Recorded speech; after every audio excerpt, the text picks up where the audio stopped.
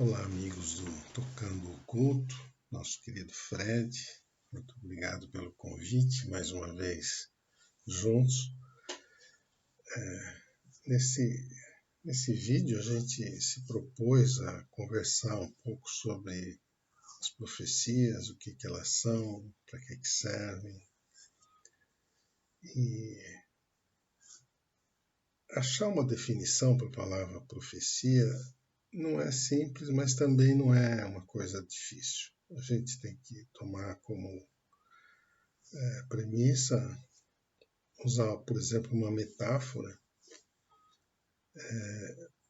Vamos supor, uma pessoa olhando da sacada do seu prédio para a rua, ela vê que em algum ponto lá na frente se localizou um assaltante pronto para assaltar alguém.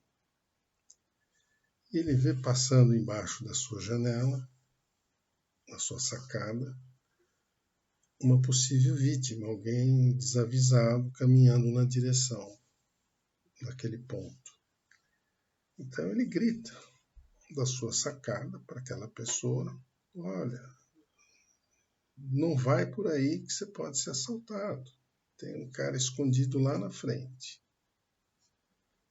Então a pessoa que recebe esse aviso, ela pode continuar o seu caminho e acabar sendo assaltada, não deu atenção para o aviso que recebeu, não acreditou e seguiu. Mas, eventualmente, a pessoa pode: opa, peraí, estou sendo avisado de uma coisa perigosa, melhor eu me precaver, eu vou voltar para trás, eu vou mudar de direção, vou seguir por outra rua, enfim. Eu vou evitar isso. Né? Então, o sentido da profecia é exatamente esse: avisar, seja coletivamente a humanidade de um perigo coletivo iminente lá na frente, no futuro, ou um aviso peculiar a uma situação, um reino, uma raça, um governo, ou mesmo a um indivíduo que tenha alguma atitude no bem. Porque se a gente olhar bem, as profecias elas visam evitar o mal e conduzir para o bem. Então, se a gente partir dessa premissa, a gente fazer uma análise de tantas profecias que já foram feitas ao longo da história, a gente vai ver que muita guerra foi evitada devido a esses avisos de seres superiores em condições privilegiadas, avisando médiuns encarnados da possibilidade de evitar aquilo. Né? Não vou citar aqui, tem tantos médiuns na história, desde o Daniel com Nabucodonosor, tem o Moisés com relação aos reis egípcios, a Ramsés. Você teve Nostradamus fazendo avisos para reis. Mais recente teve de Carcais. E por último, nós temos o Chico Xavier. Então, o que a gente tem que analisar dentro desse contexto? A profecia ela é feita dentro de determinadas circunstâncias. Ela não vem ao acaso, nem vem sem propósito. Ela tem uma razão de ser avisada. Então, nós temos profecias vindas de seres espirituais superiores em relação à humanidade, através de médiuns. Nós temos profecias vindas, por incrível que pareça, de seres extraterrestres. Eu vou falar sobre isso, se possível, mais detalhe. E nós temos espíritos aqui do plano espiritual mais próximo da Terra, familiares, fazendo profecias com relação aos seus entes queridos encarnados que estão buscando respostas para os seus problemas pessoais.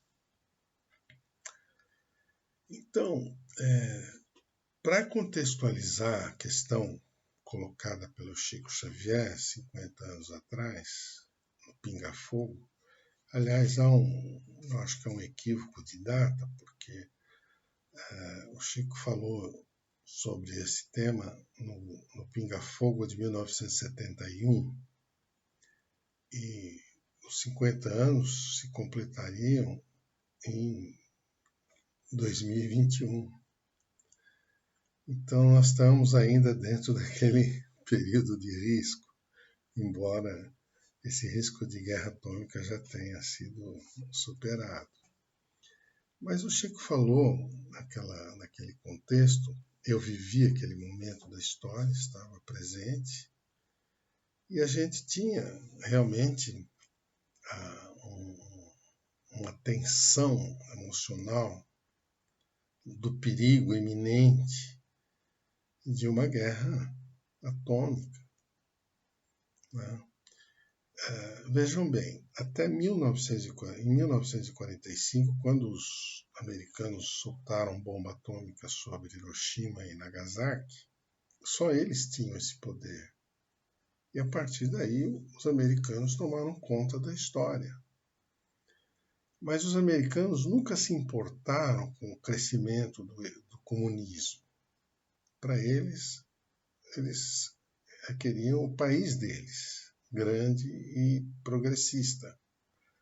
E os aliados que eventualmente se compusessem com eles, principalmente países europeus. Mas não estavam preocupados com o Oriente, com a União Soviética. Eles eram muito de baixíssima tecnologia para servir de confronto para os americanos. Então, os americanos dominaram o mundo durante toda essa segunda década do século XX, né? Até que se descobriu que a Rússia também tinha armamento nuclear. E é a partir daí que surge o confronto entre o comunismo e o capitalismo numa possibilidade de um querer dominar o outro através de uma guerra na qual o mais poderoso subordinasse ou submetesse o mais fraco.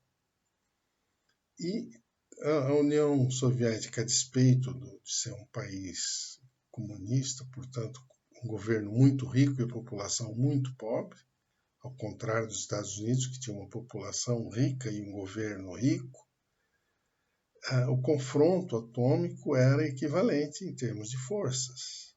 E havia esse risco iminente, perigoso de uma guerra atômica, porque a Rússia queria se expandir.